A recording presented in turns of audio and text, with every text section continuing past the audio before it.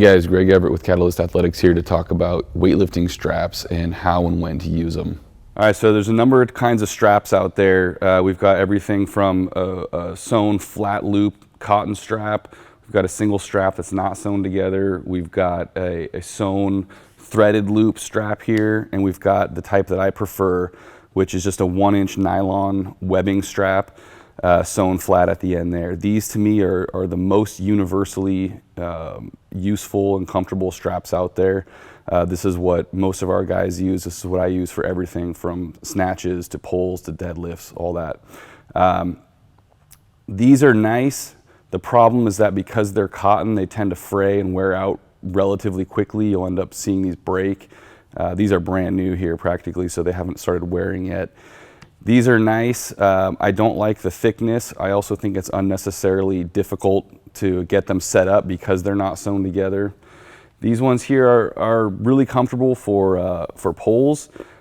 Because of the width though, and because of the way they're set up, I don't like them for doing snatches. I think it binds up the hand and the wrist too much overhead and changes that position too much. That being said, if you are going to use these, what you want to do is make sure that this loop is going towards your thumb. All right, so when you have that here on the bar, because that's going to wrap this way. If you have it go in the opposite direction, it's not going to work well. Okay, it's going the wrong direction. These, doesn't really matter which way you wrap them, obviously, they're one-sided. These here, same idea. What we want to see is this top strap going on towards the thumb on the inside, okay, because that's going to make them lie flat here. There's also another kind of strap which is really similar to this. It tends to be much shorter though. It's barely across your hand, the width of your hand, and so that's going to tuck right under here. Those are nice for snatching typically, but not as great for pulls. All right, so the way we're going to wrap this strap is, again, we want this top side towards the thumb, okay, and that's going to help that strap lie flat between the hand and the bar. Okay, so all we're going to do is hang that strap across the top of the hand, not on the wrist. You're just going to drop it behind the bar, grab it, roll it around, and then grab it with your hand here. So that strap is coming out underneath the thumb. Now, in order to tighten it up, you're going to kind of spin the bar and grab that strap a little bit. The key here, though, is that you don't want to over tighten it so much that it's actually pulling your palm down against the bar. We don't pull a bar like that without straps, so we don't want to pull it with straps that way. Okay, this is also going to bind your wrist up too much overhead if you are snatching like this. So just enough tension on to get your proper hand position. Do wrap your thumb. Don't try to monkey grip it like this. That's going to just work terribly for you, okay?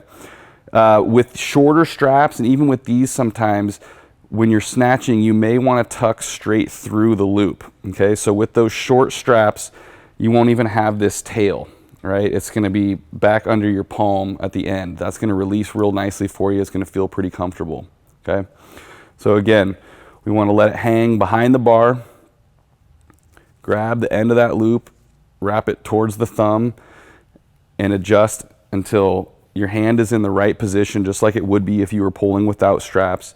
That strap is on the hand, not on the wrist. We need to have that wrist and hand be able to move naturally, especially if we're going to go overhead.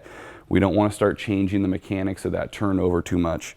Anytime you're doing snatch or clean pulls, snatch or clean deadlift, any pulling variation, stiff-legged deadlifts, RDLs, we typically use straps. There will be times when you don't use straps intentionally to get a little more grip work in there, but typically you always want to use straps on pulls. If your grip is a limiter there, it's going to reduce how much speed you can put into it. Snatching, I really prefer to not use straps when snatching. If you are snatching to max every single day, by all means use straps. Your hands are going to take a beating. You're going to need to use it. What I would suggest though is trying to use them every other day. Try to get some of your heavy snatching in without straps. For those of you who have big hands or very strong hands naturally, this may never be an issue for you. For a lot of you though, if you get accustomed to using straps always when you snatch heavy, your snatch grip is going to be limited. It's already an awkward, uncomfortable grip. Okay, if you get used to always being strapped in nice and tightly, it's going to change how you move. You're going to be more confident and more aggressive with that turnover, that pull under. If you're going from the hang for multiple reps, straps are probably legit. I really prefer people not to use them in the clean ever. There's just too much risk. The strap doesn't release easily from a missed clean like it does in a missed snatch.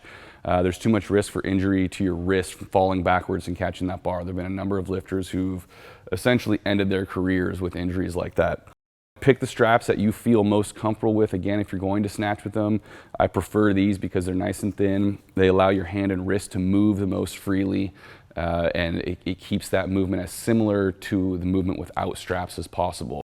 You can pick up these for nice and cheap from us, or you can go to pretty much any climbing store, get some 1-inch nylon webbing for dirt cheap, sew it together. You can even just super glue the ends and wrap a piece of athletic tape around the end if you want to be really cheap and quick about it. And that's it, guys.